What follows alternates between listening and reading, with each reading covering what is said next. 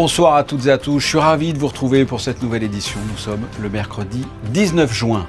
Clap de fin pour le Festival de télévision de Monte-Carlo. Nous reviendrons sur la soirée de clôture entre le tapis rouge et la série anglaise The Gathering qui a particulièrement sorti son épingle du jeu cette année. Vent du désert, vent du Sahara, vent de Sirocco, il porte plusieurs noms, quoi qu'il en soit. Il est au-dessus de nous ce mercredi et jeudi. La direction de l'environnement alerte sur un risque de pollution en particules. Nous serons avec le directeur de l'environnement, Valérie Davenet. Des élèves de la Principauté ont participé à la traditionnelle journée olympique à l'espace Saint-Antoine. L'essentiel, c'est de participer, mais gagner, c'est aussi sympa. Un nouvel espoir dans le domaine des cancers pédiatriques du cerveau grâce au Centre scientifique de Monaco et l'appui financier de la Fondation Flavien. Un essai a déjà été pratiqué sur 6 jeunes en impasse thérapeutique. Nous serons pour en parler avec le docteur Vincent Picot. À l'occasion de la semaine pour la qualité de vie, nous irons à la banque Edmond Rothschild. Il y est proposé cette semaine des ateliers de développement personnel, de sophrologie, de jeu et même de massage. Le restaurant estival du Monte Carlo Beach change de cap cette année et poursuit sa transformation. Les nouveautés du club La Vigie Monte Carlo, situé dans un coin de paradis en fin de journal. Hier soir a eu lieu la cérémonie de clôture du 63e Festival de télévision de Monte-Carlo. Depuis vendredi dernier, plusieurs séries, films et documentaires étaient présentés en avant-première dans l'espoir d'être récompensés d'une nymphe. Émilie Terrasson et Camille Caloni sont allées à la rencontre des célébrités présentes. Tous étaient ravis d'être présents pour la clôture de ce 63e Festival de la télévision. Mardi soir, les personnalités du monde entier ont foulé le tapis bleu. À l'image des acteurs de Good Doctor, tous étaient ravis de venir en principauté. Monaco's gorgeous. I've been enjoying the sunshine, but I think my favorite part has just been meeting all the fans and all their excitement and passion for the show. Yeah, I mean we've always been a little jealous of our other castmates that have got to come here before us. On our show, and so we finally get to be here, and it's all we talk about is how amazing it is here. I'm just excited to see all the fans, to see this award show, meet the prince and princess. Sure. It's a lot to look forward to. I'm so excited to be here.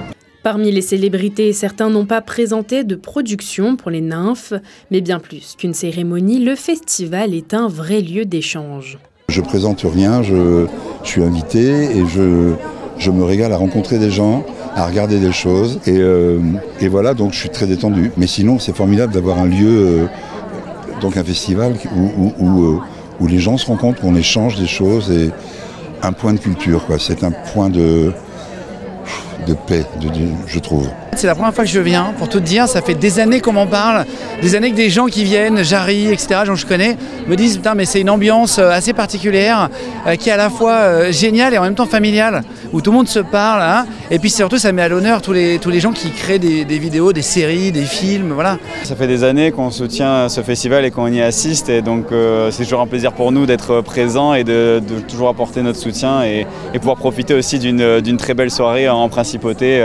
avec de très bons acteurs, de très belles personnes et qui fait, comme vous avez dit, bien rayonner la principauté au niveau des séries. Moi, de là où je viens, d'un milieu ouvrier, puis avoir été flic et puis être là ce soir, c'est évidemment beaucoup d'émotions, c'est la reconnaissance du métier, du public surtout, et voilà, mais je suis pas très à l'aise dans ce genre de... Vous voyez, j'ai mis un smoking, là je sais pas comment me tenir. Je suis plutôt jean et boots et blouson de cuir, voilà. La production britannique The Gathering a remporté 3 prix, celui de la meilleure série, mais également du meilleur acteur pour Warren Brown et de la meilleure actrice pour Eva Morgan. I think it's just a celebration of television and from all over the world, and it's such an honour to be here, particularly at one of the oldest TV festivals with the history that it has, and to see our show, which is such a show that's from a very specific place in the UK, to see how international audiences react to it. La nymphe d'or du meilleur film a été décernée à Little Did I Know et la meilleure création à la série Madame. Vous l'avez constaté, ce mercredi, le ciel était un peu orangé, voire ocre. Eh bien, le gouvernement a fait part hier d'un risque de dépassement du seuil de pollution pour ce milieu de semaine, dû à un vent venant du sud. Cette masse d'air serait chargée en poussière désertique. Pour nous en dire plus, nous sommes avec Valérie Davenet de la Direction de l'Environnement. Bonsoir. Bonsoir Fabien. Vous avez informé la population d'un risque de pollution de particules dû à la poussière désertique. Expliquez-nous ce phénomène, qu'est-ce que c'est ? Oui, nous avons alerté. Ce sont des conditions assez fréquentes qui arrivent. Dès que nous avons des seuils qui concernent soit des seuils d'information, soit des seuils d'alerte, concernant la pollution atmosphérique au sens large. Je ne suis pas encore sur le phénomène de poussière saharienne qui arrive à aujourd'hui. Le gouvernement a mis en place une procédure pour évidemment informer la population. Et si possible, c'est l'objet en avance pour que les gens puissent prendre les mesures et pas se retrouver au dernier moment sur du prévisionnel qui est plus difficile à gérer instantanément. Voilà. Ah ouais. Mais là, aujourd'hui et demain, c'est-à-dire mercredi et jeudi, c'est une alerte de pollution due à de la poussière du désert. En quoi c'est polluant? C'est le désert qui est pollué ou c'est parce que du coup l'air est plus dense et ça pose des problèmes respiratoires? Alors, le Sahara, c'est à peu près, je crois de mémoire, 200 millions de tonnes de poussière de sable, de poussière qui peuvent être émises. Donc, c'est un gros stock minéral, de poussière minérale, pour être précise. Lorsqu'il y a des conditions météorologiques propices, notamment comme en ce moment des vents qui arrivent du nord de l'Afrique et du Sahara, ils transportent avec eux du sable, des poussières de sable. Ouais. Alors, c'est pour ça que les journées là sont orange un petit peu, aujourd'hui c'était orange. Et ce qui est important de savoir dans ce phénomène, c'est que les plus grosses particules, elles vont tomber très vite, donc elles ne vont pas arriver jusqu'à chez nous. Et plus elles sont fines, plus elles peuvent être amenées sur 200, 300, enfin des centaines de kilomètres.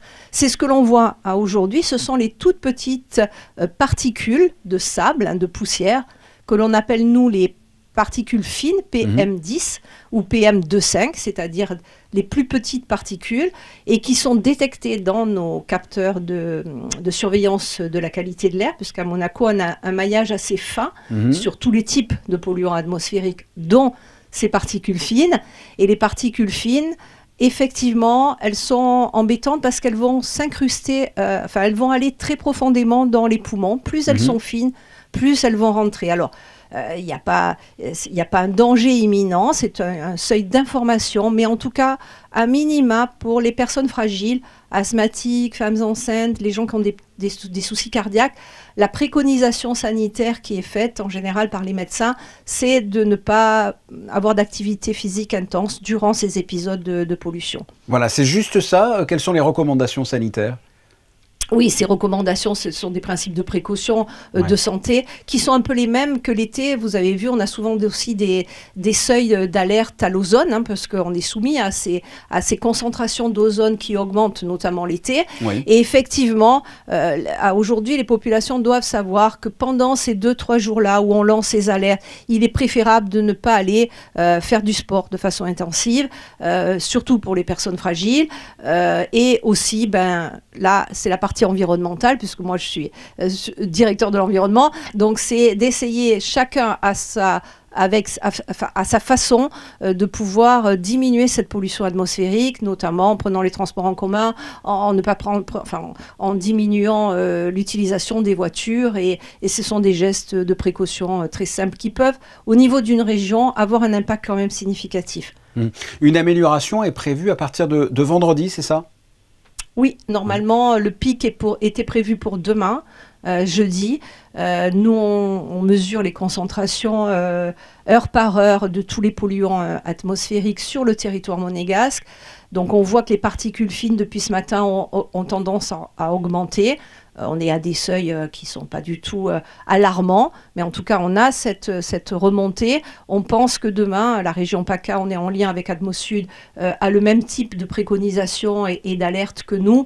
On s'accorde ensemble pour essayer de voir si nos données sont identiques. Elles ne sont pas toujours pareilles, parce que Monaco, il y a des conditions météorologiques qui sont des fois différentes, donc les alertes ne sont pas forcément les mêmes que dans la région voisine. Mais en tout cas, oui, le pic est prévu pour demain. A priori, il devrait pleuvoir, et la pluie assainit toujours l'atmosphère parce qu'elle lave en fait. Elle lave et les particules vont retomber et vont salir vos voitures. Mais du coup, l'air sera moins chargé en particules. Mais c'est ce que j'allais dire pour conclure. On a une pensée pour tous ceux qui viennent de laver leur voiture cette semaine. Valérie Davenet, merci d'avoir répondu à mes questions. Merci à vous, merci beaucoup. La journée olympique sera célébrée le 23 juin, et bien quelques jours plus tôt. Aujourd'hui, à l'espace Saint-Antoine, cette journée olympique a rassemblé des enfants issus des classes de CM1, des enfants qui se sont entraînés durement toute l'année pour être sélectionnés afin de représenter leur école lors de cette journée aux allures de compétition sportive. Le reportage de Christine Datomel et Alexandra Marangoni. Après le passage de la flamme olympique hier en Principauté, aujourd'hui une journée olympique a été organisée à l'espace Saint-Antoine en présence du prince souverain et de la secrétaire générale du comité olympique. Comme chaque année, élèves, enseignants, membres du comité et anciens olympiens étaient présents pour participer à cette compétition sportive qui rassemblait des écoliers de CM1. Je sais que nous, quand on va dans les écoles parler des valeurs olympiques, on se rend compte que tous les enfants font du sport. Au fil de notre vie, ça nous sert tous les jours. Donc c'est vrai que le respect de l'environnement, par exemple, on ne jette pas les déchets, le respect des autres, des différences, voilà, il y a plein de choses comme ça. Une journée qui fêtait le sport, mais qui célébrait surtout les valeurs que représentent les Jeux olympiques, à savoir l'excellence, l'amitié et le respect. C'est important de transmettre les valeurs olympiques, pas particulièrement aujourd'hui parce qu'aujourd'hui c'est la journée, on le célèbre, mais ils ont le message à l'école puisqu'ils se préparent à cette journée tout au long de l'année pour se qualifier à cette journée. Voilà. Et donc évidemment aujourd'hui c'est l'amitié, l'entraide, l'encouragement, la tolérance, l'acceptation de la différence de l'autre. Il y en a des plus faibles, des plus forts dans une équipe et voilà. Et c'est ça l'important aujourd'hui. Durant cette journée, divers ateliers sportifs ont été mis en place. Relais, lancer de disques, jeux de ballon, acrobatie, saut de haie et saut en longueur. Une journée qui a séduit les enfants et qui leur a surtout permis de partager les valeurs olympiques. On s'amuse et on espère gagner quand même. C'est pas tout, mais il faut gagner. Et alors, qu'est-ce que vous partagez ? Du plaisir, de l'esprit d'équipe. Dans les divers ateliers que vous avez fait, qu'est-ce que tu préfères pour l'instant ? Je pense que je vais préférer celui-là. J'ai plus l'habitude de courir que d'autres choses. Voilà. Vous l'aurez donc compris, à la fin de cette compétition, une remise des prix mettait en lumière les meilleurs petits sportifs du jour. Et peut-être les futurs champions de demain. En sciences et médecine, un nouvel espoir dans le domaine des cancers pédiatriques du cerveau. Des données viennent d'être publiées concernant la mise en œuvre en conditions réelles d'un nouveau protocole de soins effectué par les laboratoires du Centre scientifique de Monaco et financé par la Fondation Flavien. Pour nous en parler davantage, nous recevons le docteur Vincent Picot. Bonsoir. Bonsoir. Nous avons, comme je viens de le dire, de nouveaux résultats concernant des essais cliniques avec Mepandax. C'est ça, qu'est-ce que cet essai clinique ? Alors cet essai clinique en fait découle d'un travail de laboratoire qui a été réalisé ici au Centre scientifique de Monaco essentiellement avec quelques collaborations en France et qui a visé en fait à essayer de nouvelles manières de traiter les cancers pédiatriques du cerveau, certains de ces cancers et bien, il se trouve que les résultats en fait en laboratoire étaient suffisamment concluants pour déboucher maintenant sur leur transfert à la clinique et un essai clinique qui s'appelle Mepandax qui devrait débuter en septembre prochain, avec un petit peu de retard par rapport à ce qui était initialement prévu, avec vraiment l'espoir d'avoir de nouvelles manières de traiter certains de ces cancers et de mieux les traiter évidemment. Mais alors qu'est-ce que c'est concrètement? C'est une combinaison thérapeutique entre deux médicaments, c'est ça? Absolument, c'est une combinaison thérapeutique entre un médicament, une chimiothérapie qui est utilisée déjà actuellement pour traiter ces cancers, qui est dérivé en fait d'un traitement adulte, et puis un autre traitement, alors là pour le coup qui n'a jamais été utilisé dans ces conditions, dans les cancers pédiatriques du cerveau, et c'est vraiment effectivement cette combinaison et la manière de l'administrer en mode métronomique, c'est-à-dire avec un schéma temporel particulier, qui est une nouvelle manière de traiter ces cancers. Et la bonne nouvelle, en fait, c'est que des enfants ont déjà bénéficié en amont de l'essai clinique de ce traitement. Oui, 6 jeunes de 12 à 21 ans, c'est ça? Absolument, ouais. Absolument, qui en fait, avaient épuisé malheureusement toutes les lignes thérapeutiques disponibles pour essayer de traiter leur pathologie et qui se sont vus en fait, prescrire ces médicaments sous la responsabilité évidemment des oncologues pédiatres qui les suivent, de manière compassionnelle, c'est-à-dire en dehors d'une autorisation de mise sur le marché, une prescription hors AMM, comme on appelle, oui. Et en traitement dit compassionnel, c'est-à-dire en dernière chance un petit peu. Et quels ont été les résultats concrètement ? Alors les résultats sont très encourageants. Il faut savoir qu'on a affaire malheureusement à des cas un petit peu désespérés, hein, comme je le disais, qui sont en échec thérapeutique. Et bien certains de ces jeunes patients répondent très favorablement au traitement et donnent des signes d'amélioration de qualité de vie, parce que c'est important évidemment. Et puis aussi des réponses avec certaines tumeurs qui ont régressé. D'accord.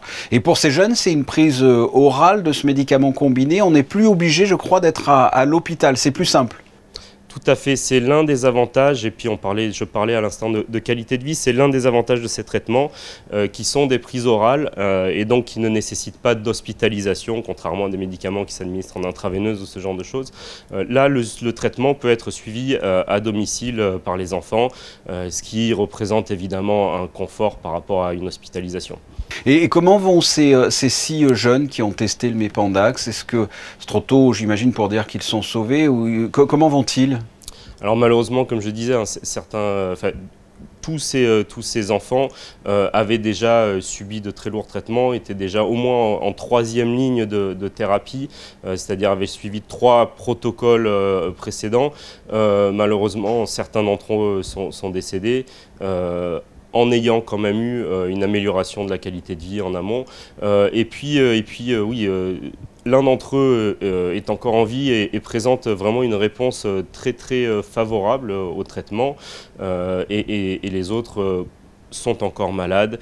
On ne peut pas parler de guérison évidemment, puisque bon, on a affaire à des cas malheureusement particulièrement lourds, mais on a quand même un espoir d'avoir une réponse objective et une amélioration en fait de la prise en charge par rapport à ce qui se fait jusqu'à maintenant. Et comment êtes-vous arrivé à ces résultats au Centre scientifique de Monaco? Comment avez-vous créé le Mépandax, entre guillemets? D'une part, pour la partie qu'on appelle préclinique qui s'est passée ici au laboratoire, au centre scientifique, on est parti de ce qu'on savait faire précédemment sur les cancers adultes. Le laboratoire avait une très grande expérience dans les traitements anti-angiogéniques, et puis on a appliqué ces traitements au cancer pédiatrique. Et la petite chose en plus, c'est qu'effectivement, on a combiné ce traitement dit anti-angiogénique, donc qui vise à empêcher la vascularisation des tumeurs pour les étouffer, entre guillemets. On a combiné ça à une chimiothérapie de référence, et en fait, c'est vraiment la combinaison des deux et le mode d'administration métronomique qui a donné des résultats vraiment intéressants. Pour finir, j'imagine que quand vous avez vu que vous obteniez des résultats, vous avez eu une pensée pour Denis Macariot, le président de la Fondation Flavien, qui finance notamment le CSM, et son fils Flavien, qui n'est plus là pour voir ses avancées. Et effectivement, tout ce travail en fait est d'abord issu de l'interaction entre le centre scientifique et la Fondation Flavien, puisque l'impulsion initiale pour que les scientifiques, les chercheurs que nous sommes se dirigent vers les cancers pédiatriques a été donnée par Denis Macariot, par la Fondation Flavien, et évidemment un soutien énorme au fil des ans, d'une part au laboratoire, et puis maintenant sur cet essai clinique à venir, puisque l'essai clinique a été financé par un consortium assez inédit qui implique des institutions monégasques et françaises, pour les citer le gouvernement princier qui a mis la main à la poche entre guillemets pour financer cet essai, en partenariat avec la région Sud en France, et puis aussi des associations, des privés, évidemment, la première de toutes, la Fondation Flavien, mais aussi d'autres donateurs divers et variés qu'on ne peut pas mentionner tous ici, mais qui ont vraiment propulsé cet essai clinique et qui permettent d'apporter l'espoir, encore une fois, d'avoir un nouveau traitement efficace et qui garantit la meilleure qualité de vie possible aux jeunes patients concernés. Oui, la suite, donc, un essai Mépandax sur 36 jeunes sur une période de 3 ans. Vincent Picot, merci d'avoir répondu à mes questions. Merci à vous, bonne soirée. Le reste de l'actualité, en bref, Son Altesse Royale, la princesse de Hanovre, présidente d'honneur de l'association Jeunes J'écoute, a reçu ce mardi un chèque de soutien de 20 000 € de l'association monégasque Les Messagers du Rêve. Pour rappel, Jeunes J'écoute est une association qui vient en aide à des enfants ou adolescents qui rencontrent des difficultés dans leur parcours de vie, que ce soit familial ou scolaire. Jeunesse toujours, le Water Safety Day était de retour à Monaco ce mardi sur la plage du Larvoto. Cette journée organisée par la Fondation Princesse Charlène et l'Académie monégasque de la mer initie les enfants de la Principauté au sauvetage sportif, à la sécurité aquatique et au secourisme. 95 enfants des classes de 5e du Collège Charles III, de 6e de l'Institut François d'Assise Nicolas Barré, ainsi que des élèves de CM2 de l'école de la Condamine ont participé à divers ateliers. Au cours de cette journée, un partenariat entre l'UNICEF et la Fondation Princesse Charlène a été signé. Ce projet d'une durée de 3 ans débutera le 1er juillet au Cambodge et s'inscrit dans le cadre des programmes Learn to Swim et Water Safety de la Fondation. Du 17 au 21 juin, nous célébrons la semaine pour la qualité de vie et des conditions de travail. Une semaine de bien-être en entreprise dans toute la France et à Monaco. Pour l'occasion, la banque Edmond de Rothschild a fait appel au service de l'entreprise Good Mood Factory pour créer une semaine dédiée au bien-être en entreprise à travers différents ateliers et événements. Reportage d'Émilie Flamin, Olivier Bonello et Clélia Renaud. Non, nous ne sommes pas dans un cours de théâtre, mais au cœur de la banque Edmond de Rothschild, en plein atelier Yoga du rire. L'idée, c'est de pouvoir vraiment lâcher prise, relâcher les tensions, passer outre sa timidité. On sait tous, et je pense que vous aussi, savez que le stress, une grosse dose de stress provient du milieu du travail. On travaille dans des organisations qui demandent de plus en plus de performance, d'investissement, d'engagement. Et alors, j'ai voulu prendre soin des collaborateurs en leur proposant plusieurs ateliers, plusieurs événements, des journées, des moments où on peut prendre soin d'eux. Toute la semaine, entre midi et 2, les employés pourront participer à des ateliers de développement personnel, de sophrologie, de jeux et même de massage. C'était très bien, c'était très détendant. Vraiment, je ne m'attendais pas à ça, mais en fait, c'était vraiment comme une bulle. C'était très reposant. Et c'était très intéressant aussi parce qu'elle nous a montré aussi des façons de se tenir ou des petits automassages, on va dire, qu'on peut faire pour se détendre, même dans la journée au travail, discrètement, et qui peuvent permettre justement d'aider au bien-être. Et au-delà du bien-être, c'est aussi un moyen de créer de la cohésion pour les 250 collaborateurs de cette banque. L'objectif est de créer également une émulation au sein de l'entreprise. La compétition peut parfois être positive et dans ce cas-là, c'est du jeu, c'est du plaisir. Il y a un petit cadeau à la fin pour le vainqueur, c'est quelque chose de très ludique en fait. Faire en sorte que le collaborateur ait envie de venir le matin à la banque, ait envie de participer à la vie d'entreprise et un sentiment d'appartenance. C'est le but de cette semaine de la qualité de vie au travail. Outre cette semaine centrée sur la qualité de vie au travail, la banque Edmond de Rothschild a créé il y a 1 an une fonction dédiée au capital humain pour placer le bien-être des employés au cœur de l'entreprise. Partons à la découverte à présent d'un établissement qui se redynamise. Le club La Vigie Monte-Carlo change de cap en 2024 pour proposer une offre élargie tout en conservant une carte gastronomique alléchante. Le lieu, si loin mais pourtant si près de tout, est situé dans un endroit unique bordé par la Méditerranée. Le reportage d'Émilie Rousseau et Camille Caloni. C'est un petit bout de rocher entre Pinède et Méditerranée qui, le temps d'un instant, nous offre un moment suspendu. Le club La Vigie rappelle la Riviera des années 60, la douceur de vivre à quelques pas d'un hôtel de légende, le Monte Carlo Beach. Après la reprise d'Elsa par le chef Marcel Ravin, l'établissement poursuit sa douce transformation. On a une évolution sur La Vigie. Alors La Vigie qu'on appelle Club La Vigie, mais qu'on pourrait aisément qualifier de Cap La Vigie. Tellement on a cette sensation d'avoir un restaurant posé sur l'eau. 2 nouveautés pour cette année. Une première nouveauté importante, c'est les navettes. On a une connexion très forte avec la mer et on a choisi de mettre en place des navettes gratuites de Monaco, donc du port de Monaco, au Monte Carlo Beach. Deuxième modification étape importante, c'est l'ouverture du soir avec une carte élégante animée par un trio qui va dynamiser nos soirées autour d'une ambiance French Riviera. De la mer à l'assiette pour une dégustation les pieds dans l'eau, le concept séduit et inspire également les équipes du chef exécutif du Monte Carlo Beach, Pascal Garrigue. Cette année, on a fait une carte très Riviera, ça donne la part belle aux produits de la mer. Donc on a travaillé du thon rouge, le loup de Méditerranée, la crevette de San Remo et beaucoup de légumes locaux, les artichauts, les haricots verts du pays. Il y aura des aubergines, ça sera une cuisine du soleil, très fraîche, assez simple mais très élégante. Ici, les légumes de saison et la pêche locale est mise à l'honneur, qu'elles soient cuisinées, grillées au four, au sautoir ou cuites au sel. Des produits raffinés s'invitent dans une carte plus sophistiquée. On peut que être inspiré. On a un cadre magique, une clientèle féerique. On a des poissons frais tous les jours. On est vraiment dans un club, on est dans l'exception, quoi. Je pense qu'on est vraiment sur ce qu'il y a de mieux sur la Côte d'Azur. L'expérience ne serait pas complète sans avoir goûté les plaisirs sucrés du chef pâtissier du Club La Vigie, dont son incontournable tiramisu sublimé au service. Pour la Vigie, on a deux différentes cartes. Une carte plus légère pour midi et une carte plus gourmand avec du chocolat, du praliné pour le soir. Donc c'est que de la gourmandise le soir. Que cela soit pour le déjeuner ou le dîner, le Club La Vigie Monte-Carlo répond à une demande dans l'air du temps, bercée par les vagues de la Méditerranée. Passons à la météo, nous en avons parlé. Des nuages de sable du désert sont en ce moment au-dessus de nous. Quel temps est prévu pour ce jeudi, Justin ? Bonsoir Fabien, alors le temps pour ce jeudi sera plus ou moins similaire à celui d'aujourd'hui avec un temps très orageux dû en grande partie à ce dont vous avez parlé, c'est-à-dire des nuages de sable provenant en grande partie du désert du Sahara. Le risque de pluie est donc présent mais il reste assez faible, le tout avec du vent et des températures allant de 24 à 30 degrés. Il fera donc très lourd et si l'envie vous prend d'aller vous baigner, la mer elle sera en moyenne à 21 degrés. Demain, le soleil se lèvera à 5h46 et se couchera à 21h17. Saint-Sylvère, demain, ce sera votre fête. Merci Justin. Ce journal est terminé. On se quitte comme à l'accoutumée avec les photos du jour de Manuel Vitali consacrées à la journée olympique organisée ce mercredi à l'espace Saint-Antoine avec des élèves de CM1. On se retrouve demain jeudi à 19h. Passez une excellente soirée et portez-vous bien. Au revoir.